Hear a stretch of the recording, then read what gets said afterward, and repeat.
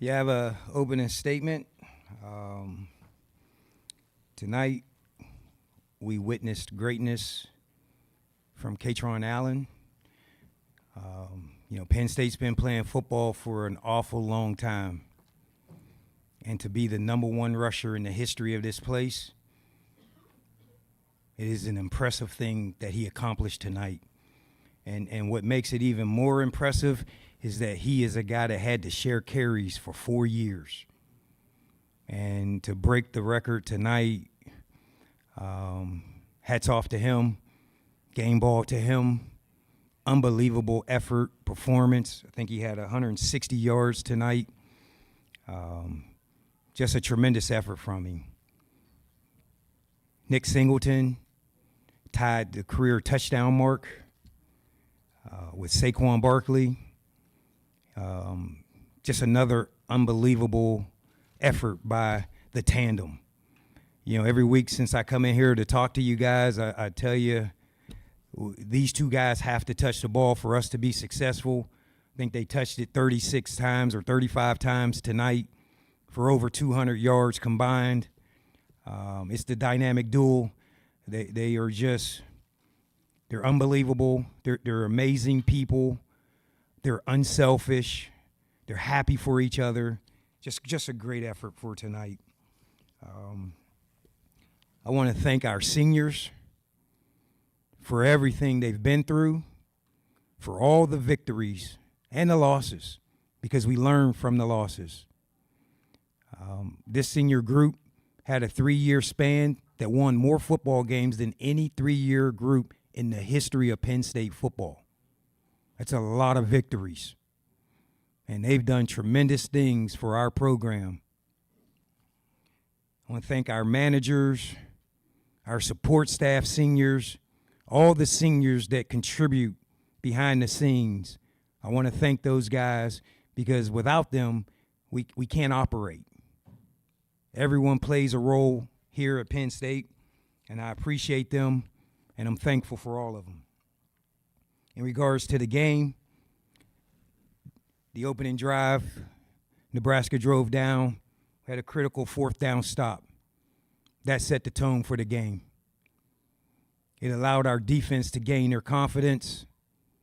Our offense stepped on the field with confidence, and then they marched right down the field for a touchdown. The 4th down stop was the difference in the game. So I'm super proud of the effort of our guys. They are playing inspired football. They're hungry. They want to play. In a season that they could easily give up and quit. They're on the brink of playing some of our best ball. Grunk is playing unbelievable football. We're throwing the ball. We're answering all you guys' question about throwing the ball down the field. We're throwing the ball down the field. Right? Because explosive plays count as the pass interferences too, because the ball is going down the field, which is opening up our run game, which is why we ran for over 200 yards with those guys. We look like a real football team. I'm super proud of these guys. Questions? We'll start with Mark, and then we'll go to Bob. Terry, a couple things. What's going through your head when you're hearing the fans chanting what they're chanting, and what did it mean to you to see the show of support from your players after the game? I'm very motivated by the support. My players love me unconditionally. I love them unconditionally. Their support means everything to me. The fans were unbelievable again tonight. This is back-to-back Beaver Stadium turnouts from our fans, just incredible support. We all like support. It encourages us. It motivates us. It gives us energy, and it gave our guys energy tonight. We have a game next week against Rutgers. I want our fans to show up and support these guys as we try to get bowl eligible. Bob, then Tyler. Hey, Terry, I noticed you're wearing a 409 pin tonight. What kind of went into the decision to do that? And also, can you just talk about your journey leading the team since you took over under difficult circumstances? And do you feel now the way that they're playing, You asking me like a lot of questions. you're ready to Bob. become a head coach? You know I can't remember 3 questions. Miss Ardrey know that. So the 409, you know, I've always acknowledged Joe Paterno. I wouldn't be here if he hadn't coached me and taught me. So I'm acknowledging him. We had a lot of lettermen here tonight, invaluable positions. Michael Robinson's on the NBC crew. There's other lettermen all over that showed up today. It was just an acknowledgement that I'm proud I've been taught by one of the greatest who ever do it. What was your third question? I'm sorry. Your journey the last 5 games, what have you learned about yourself and you feel now that you're comfortable, you think you're ready to become a head coach? I was always ready to be a head coach. I was a head coach for 12 years in high school. It's a different level, but leading men is leading men. Coaching is coaching. It's no different than when I worked for Matt Rule as a receivers coach, and I came here for James Franklin, and I went to DB coach. Coaching is coaching.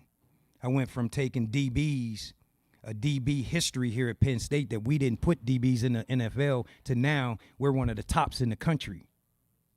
Coaching is coaching. I've always been a head coach. So I'm very confident in what I do.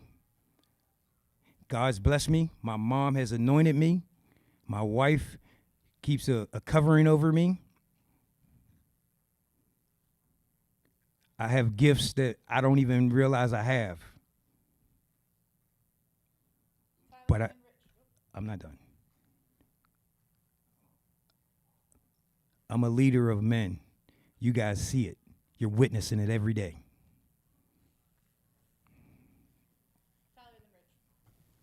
Thanks, Terry. You mentioned Michael Robinson. Back here, hey.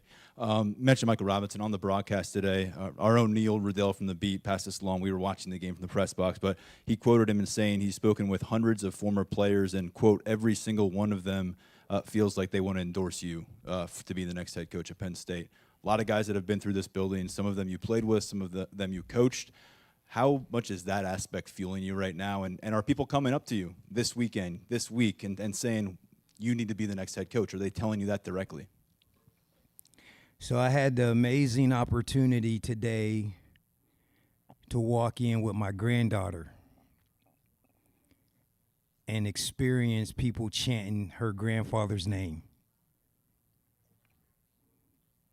How would you feel? It's amazing. She experienced something that very few people get an opportunity to experience. You know, I have tremendous support from the lettermen, alumni. I can't go around town anymore. I can't even get my car washed. My life's changed, but it's all for the good. You know, the thing that motivates me, I'm just keeping my feet on the ground. I'm going to get this team ready to go beat Rutgers next week. My resume is on display every day that you guys watch us on Saturday. Tell me what you think. Terry, you mentioned that Katron and Nick's unselfishness, and I just would like to know, how does that impact their teammates, younger teammates, older teammates, and how has that affected the program these last 4 years? So a couple things. Those guys are tone setters for the team for unselfishness. This is the ultimate team sport. We need each other to have any success. Another thing that's happening, since I've taken over, is my level of accountability to our team.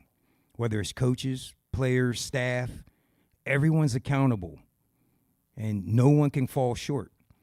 And I call it out. And I call it out in our team meetings, our staff meetings, in front of everyone, and no one wants to be called out. And I make a point to call out our best players because they have to be accountable. They have to give this team more. And that's what you're witnessing these last few weeks. Our best players are giving us more. That is the difference in winning now and why we weren't winning earlier. Pickle and then Allen. Coach, thanks for your time. Why do you think that is? What's switched in recent weeks since you took over that has put the players in the position to do what they've done that maybe they weren't doing before? I think we have a true identity.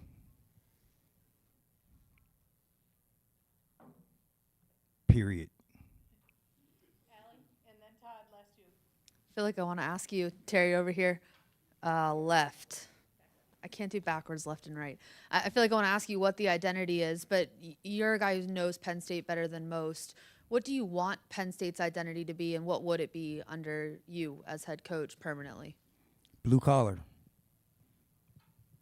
We're going to roll our sleeves up and fight every day.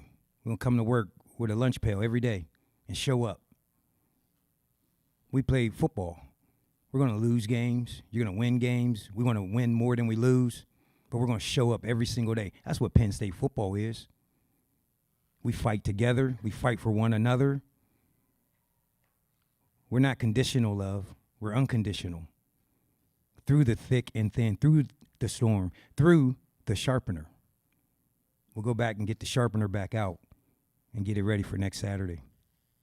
Last question, Todd, and stand in the back left. Terry, I wanted to ask you, there's a lot of players. Just in case y'all didn't think I had it. I'm carrying this the rest of my life as a head coach. Terry, right here, same area, over here back left. Here you Sorry. go. A lot of players obviously played their last game here at Beaver Stadium, but there's a lot of staff members that aren't sure what their next step is, and they're in limbo like you. What is your message to them? What kind of communication are you giving them as they're trying to figure out their futures as well, and how much did you absorb the moment tonight? Yeah, for the seniors, it's everything. You know, we wanted to write a script, right? We talk about the pencil and the pencil sharpener, right? And you see my message. I thought my speeches were private, but now I guess they're not private. But we talk about writing a script. And so I challenged our seniors, we're in control of this. Write your script for how you want these last few games to be. What a performance they wrote tonight, right? What a performance they wrote. Now we have to follow it up for their last regular season game at Rutgers. We're going to continue to sharpen it and continue to write it.